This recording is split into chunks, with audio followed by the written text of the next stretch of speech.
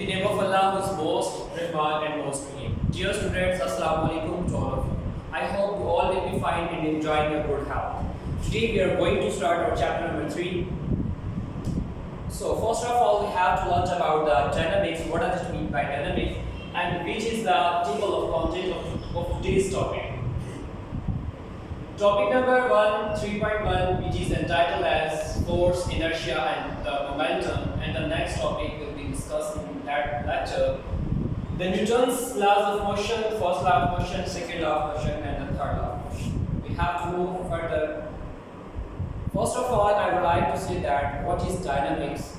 The branch of mechanics that deal with the study of motion and an object, and the cause of its motion is called dynamics. सबसे पहले हमें पता होना चाहिए कि dynamics है क्या। इस चैप्टर का जो टाइटल है वो भी डायनामिक्स है। डायनामिक्स होता क्या है? The branch of mechanics. Dynamics branch है मैकेनिक्स की, जिसके अंदर हम स्टडी करते हैं मोशन की। कोई भी ऑब्जेक्ट जब मूव करता है उसकी मोशन की रीज़न क्या है, उसकी कॉज क्या है और उसकी मोशन की टाइप क्या है। अगर हम इन सारी चीज़ों को डिस्कस करें किसी भी मैकेनिक्स में तो वो एक न्यू ब्रांच क्रिएट करेगा जिसको हम डायनामिक्स कहते हैं। सो अगर हम इसकी कोई एग्जांपल देखें तो हमारी जो डेफिनेशन थी, डेफिनेशन में हमारे पास जो दो लफ्ज़ थे, एक हमारे पास जो मेन टर्म थी motion, the second one term is cause. ये दो टर्म्स हैं, ये दोनों मिलकर हमारी बनाएंगी डायनामिक्स। और नेक्स्ट हमारी जो एग्जांपल है इसके अंदर हम दो चीज़ों को डिस्क्राइब करेंगे कि हमारे पास ये जो बैट्समैन है ये इन दोनों चीज़ों को कैसे यूटिलाइज करता है और कैसे डायनामिक्स क्रिएट होता है।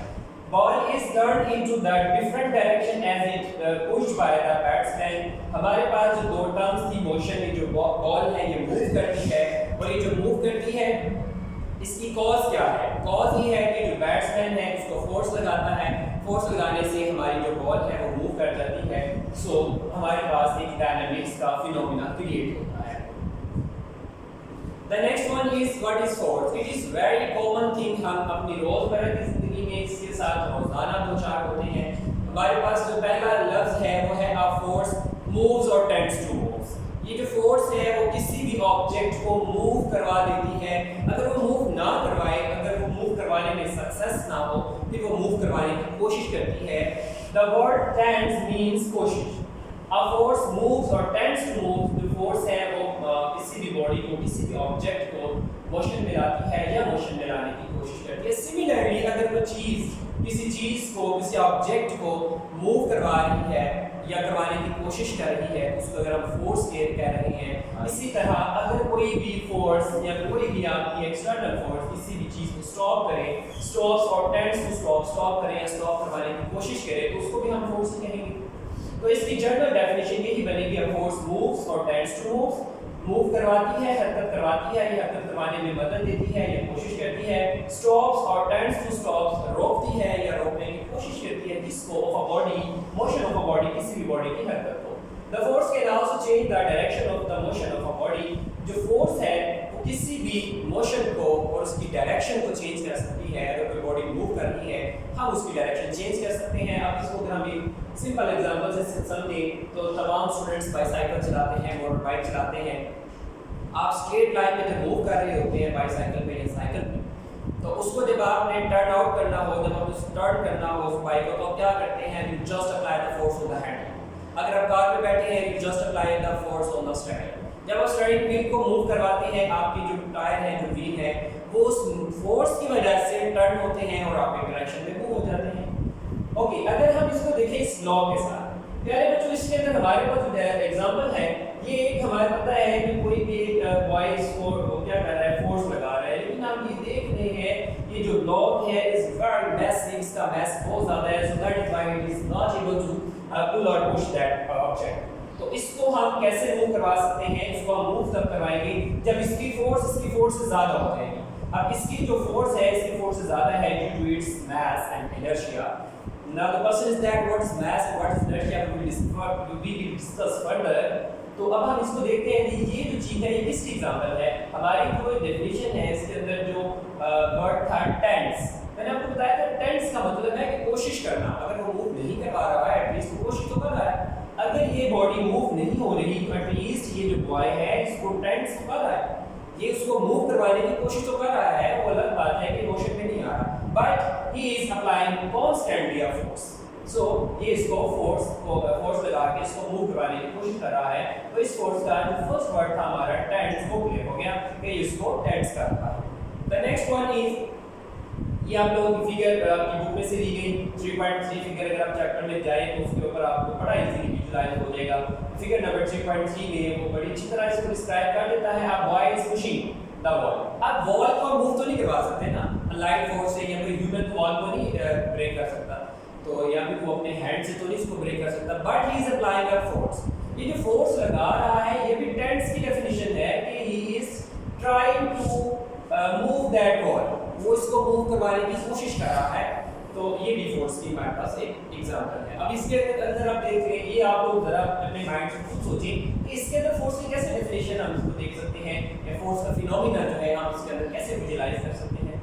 तो इसके अंदर सिंपल नजर आ रहा है, अगर आप लोग समझ आ गई नीचे वाले दो एग्जांपल्स की, तो आप इसको बड़ा इजीली समझ सकते हैं कि हमारे पास जो एक गोलकीपर है ये स्टॉप कर रहा है बॉल को। स्टॉप कैसे करेगा? जब उसके पास फोर्स होगी, है वो बॉल को जब फोर्स लगाएगा, अपोजिंग फोर्स लगाएगा, आउटवर्ड डायरेक्शन जो है ऑपोजिट डायरेक्शन में जब फोर्स लगाएगा तो ये बॉल स्टॉप हो जाएगी।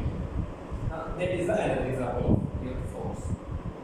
अगर आप इसको देखें, the food vendor on move, ये जो फूड वेंडर है ये मूव कैसे करता है? जब आपका पीछे जो है उसको मूव करवा रहा है, ये जो बॉय फोर्स लगाएगा आपके वॉट वेंडर को, तो फिर ये मूव करेगी। अगर इसके ऊपर फोर्स लगती रहे तो ये मोशन में रहेगी, और ये मोशन में ही रहने की कोशिश करेगी, तो ये स्टॉप नहीं होगी। स्टॉप करने के लिए फिर एक्सटर्नल फोर्सेस हैं, उसके अंदर फ्रिक्शन है, उसके अंदर ग्रेविटी है।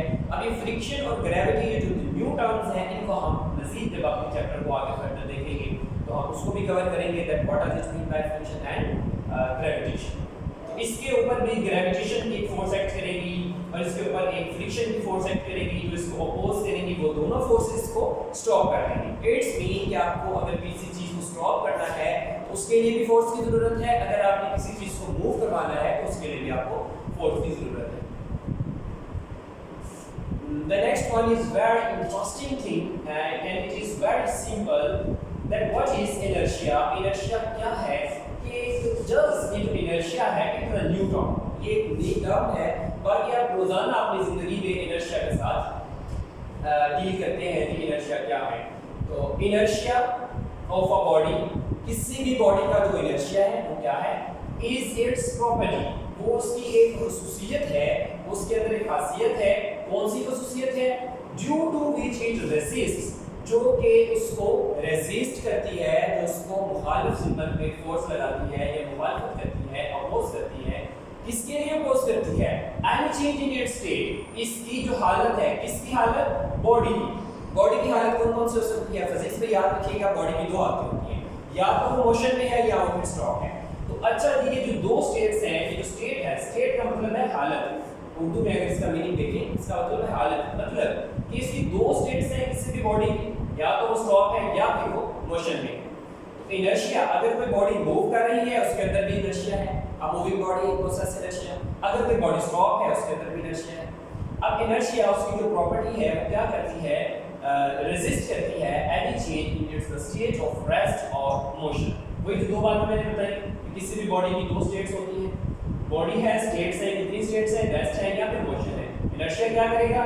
इनर्शिया इन दोनों स्टेट्स के अपोज एक फोर्स लगाएगा, ये दोनों स्टेट्स को अपोज करेगा। अब इसको हम मज़ीद एग्जांपल के साथ समझते हैं, या फिर अगर मैं आपको आसान लफ्ज़ों में बताऊं, सिंपल वर्डिंग, इनर्शिया क्या होता है?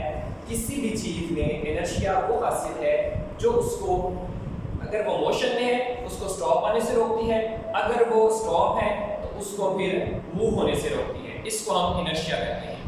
तो अब थोड़ा सा नीचे अगर मैं आपको बताऊं, फर्स्ट हमारे पास गैलीलियो एक साइंटिस्ट था। Galileo observe that it is easy to move और स्टॉप। मूव करवाना या स्टॉप करवाना बहुत इजी है। किसको? लाइट ऑब्जेक्ट्स, जो लाइट वेट ऑब्जेक्ट्स होते हैं, it's very easy to move and stop. कोई भी जिसका मैस कम है आप उसको स्टॉप भी करवा सकते हैं, इजीली आप मूव भी करवा सकते हैं। उसकी रीज़न क्या है? अगर मैं अपने टॉपिक के रिलेटेड बात करूं, टेक्निकल वर्ड में बात करूं, तो उसकी रीज़न क्या है? उसकी रीज़न है इनर्शिया। अगर मैं सिंपल वर्ड में बात करूं, आपके समझने समझाने के लिए बात करें हम, तो वो उसकी अगर आप किसी चेयर पे बैठे हैं तो चेयर मूव नहीं करेगी, बिकॉज उसके अंदर फोर्स है। अब वो फोर्स कैसे बनती है? वो उसके मैस की वजह से बनती है। वो मैस क्या है? मैस आप किसको कहते हैं? किसी भी बॉडी के अंदर मैटर की कितनी क्वांटिटी है वो मैस है। अब वो मैस जो है वो कन्वर्ट हो जाएगा वेट। वो वेट में कैसे कन्वर्ट होगा? हमें पता है कि दुनिया में एक ऐसी फोर्स मौजूद है, हमें न्यूटन ने बताया था, सर आइजैक न्यूटन हमें ये बता के जा चुके कि दुनिया में एक ऐसी फोर्स मौजूद है कि जो हर चीज़ को अपने सेंटर की तरफ अट्रैक्ट करती है। अब वो कितनी फोर्स से अट्रैक्ट करती है? याद रखिएगा, जब आप बात करते हैं किसी अट्रैक्शन की, उसके अंदर एक फोर्स इन्वॉल्व होती है। अब वो फोर्स कितनी इन्वॉल्व है? आप किसी चीज़ को अट्रैक्ट कर रहे हैं, खींच रहे हैं, पुल कर रहे हैं, पुश कर रहे हैं, इट्स मीन कि you are applying a particular magnitude of a force. अब वो जो मैग्नीट्यूड है फोर्स का वो कितना है? जो फोर्स हमारी जो अर्थ है वो भी उसको अट्रैक्ट कर रही है, किसी भी बॉडी को, बल्कि एवरी बॉडी को अट्रैक्ट करती है। वो कितनी फोर्स से अट्रैक्ट करती है? सिंपल वर्ड्स में मैं कहूँगा वो 10 की फोर्स से अट्रैक्ट करती है। एक्चुअली 10 फोर्स नहीं है, ये ग्रेविटेशनल एक्सेलरेशन है, जिस आपके समझने के लिए आप इसको टेम्परेरीली आप इसको समझ सकते हैं कि ये फोर्स है जिसकी वजह से ज़मीन अट्रैक्ट करती है। तो उसकी वजह से जो अट्रैक्शन बनती है वो उसका वेट बन गया, वेट फोर्स के इक्वल है। इट्स मीन कि एवरी बॉडी जो रेस्ट में है वो हमें एक फोर्स अपोज करती है। वही फोर्स बेटा आप लोगों की इनर्शिया है। अब इनर्शिया को आप अगर मज़ीद अच्छी तरह समझना चाहें तो क्या होता है? Simple, greater is the mass of a body. अगर किसी का मास ज़्यादा है उसका इनर्शिया भी ज़्यादा होगा। आगे इसकी अगर एक फिगर देखें, अब इसका मास ज़्यादा था, इसके मास की वजह से इसका इनर्शिया प्रोड्यूस हुआ, इस इनर्शिया की वजह से ये इसको नाकाम हो गया खींचने में। अगर इसका इनर्शिया इसके इनर्शिया से ज़्यादा होता तो ये बॉय सक्सेस हो जाता, कामयाब हो जाता इसको खींचने में। अब इसको क्यों नहीं खींच पा रहा है? क्योंकि इसका इनर्शिया ज़्यादा है। अगर आगे अगर हम मूव करें तो इसको हम बड़ी इजीली विजुलाइज भी कर सकते हैं और समझ भी सकते हैं। ये हो सकता है आपको पढ़ने में थोड़ा इशू आए, लेकिन आप इसको देख सकते हैं। हमारे पास एक एलिफेंट है और एक हमारे पास मैन है। सिंपल, अगर आप अपने माइंड में सोचें इसका इनर्शिया ज़्यादा होगा, ये इसका वॉल्यूम ज़्यादा है, ये दिखने में बड़ा है, डेफिनेटली इसका मास भी ज़्यादा है। इसका मास ज़्यादा है, इसका मास कम है। इसके मास की वजह से इनर्शिया जो प्रोड्यूस हो रहा है वो भी ज़्यादा है as compare to that man. तो इसका इनर्शिया ज़्यादा है, इसका इनर्शिया कम है। इसको मूव करवाना आसान है, इसको मूव करवाना आसान है, इसको मूव करवाना मुश्किल है। तो मुश्किल क्यों है? Due to its inertial property. Next, अगर आप इसमें देखें कि इनर्शिया, अब आप डेली सफ़र करते हैं वैन में, स्कूल जाने के लिए वैन में जाते हैं, या फिर आप कहीं एक सिटी से दूसरी सिटी में जाने के लिए मूव करते हैं। अगर आपने एक चीज़ ऑब्जर्व की हो कि हम जब गाड़ी में बैठे हैं, ड्राइवर जब सडन ब्रेक लगाता है, जब आगे कोई चीज़ आ रही है वो सडन ब्रेक लगाता है। वो सडन ब्रेक जब लगती है तो हम क्या करते हैं? हम ऐसे आगे को झुक जाते हैं। जितने भी स्ट्रेट बैठे हुए सारे आगे को झुक गए। What the reason behind that? इसके पीछे क्या रीजन है? The one and only reason which is inertia. Inertia ही एक ऐसी चीज़ है, एक ऐसी प्रॉपर्टी है कि जो इसको इफेक्ट करती है। अच्छा जी, अब इसको समझने का मकसद है कि इसके अंदर इनर्शिया कैसे आएगा या ये इनर्शिया को कैसे डील करती है। हमने इनर्शिया की जो डेफिनेशन पढ़ी थी उसके ऊपर अगर हम दोबारा जाएं तो इनर्शिया क्या कहता है? Inertia of a body is the property due to which it resist any change in its state of rest और मोशन। मतलब कि इनर्शिया किसी बॉडी की वो खासियत है जो मोशन को या हरकत को, मोशन को या फिर रेस्ट को या फिर मोशन को, दोनों के खिलाफ एक मुज़ाहमती फोर्स पेश करती है। अब क्या हुआ इसके अंदर? अगर हम देखें आपकी ये जो गाड़ी है इसके अंदर जब आप बैठे थे, अब आप स्ट्रेट लाइन में मूव करते जा रहे हैं। आपकी जो पूरी बॉडी है आप स्ट्रेट लाइन में मूव कर रहे हैं, आपकी पूरी बॉडी स्ट्रेट लाइन में मूव कर रही है। जैसे ये सडन स्टॉप करेगा, आपका जो नीचे वाला पोर्शन है, नीचे वाला पोर्शन स्टॉप हो गया, क्योंकि आपका जो नीचे वाला पोर्शन था वो अटैच था इस गाड़ी के साथ। अब ये गाड़ी जब स्टॉप हुई, आपका नीचे वाला पोर्शन भी स्टॉप हो गया, लेकिन आपकी बॉडी का जो अपर पार्ट है वो मोशन में है। अब वो मूव करना चाह रहा है, क्योंकि हमने इनर्शिया में ये सीखा था कि इनर्शियल प्रॉपर्टी क्या करती है कि वो मूव, अगर आप मोशन में है तो फिर भी रेजिस्ट करेगी, अगर आप स्टॉप है तो फिर भी वो रेजिस्ट करेगी। इस टाइम ये सारे लोग मोशन में थे। अब इनके अंदर जो इनर्शिया था वो स्टॉप कर रहा है इस ब्रेक को, कह रहा है ब्रेक नहीं लगाओ, हम मोशन में हैं, मोशन में रहने दो। अच्छा जी, लेकिन जब इसने ब्रेक लगाई, आपका जो नीचे वाला पार्ट था बॉडी का, आपकी जो लेग्स थी वो स्टॉप हो गई, ऊपर वाला जो पार्ट है वो मूव करना चाह रहा है। सो दैट इज व्हाई वो जो है थोड़ा सा टिल्ट हो जाएगा और आप एक जर्क फील करेंगे ड्यू टू इनर्शिया। अच्छा जी, अब हम एक जर्क फील करते हैं क्योंकि हमारे अंदर जॉइंट्स हैं। इसकी एग्जांपल अगर मैं आपको दूं, अगर इसकी जगह आप एक बॉक्स रख दें, बिल्कुल एक बॉक्स रख दें और फिर गाड़ी वाला ब्रेक लगाए, तो क्या बॉक्स आगे आएगा? नहीं, वो बॉक्स फेल डाउन हो जाएगा, वो नीचे गिर जाएगा। तो ये हमारे अंदर जॉइंट्स हैं, हमारे लेग्स में जो जॉइंट्स हैं उसकी वजह से ये हमें फिनोमेना देखने को मिलता है। अदरवाइज अगर ये जॉइंट्स ना हो, स्ट्रेट बॉडी हो, तो उसको एक हैवी जर्क फील होगा और वो गिर जाएगी गाड़ी के अंदर। The next one is, what is momentum? I think we have provided this lecture. Next we will learn inshallah the next lecture. Hope you have learned very well, and thank you very much for listening.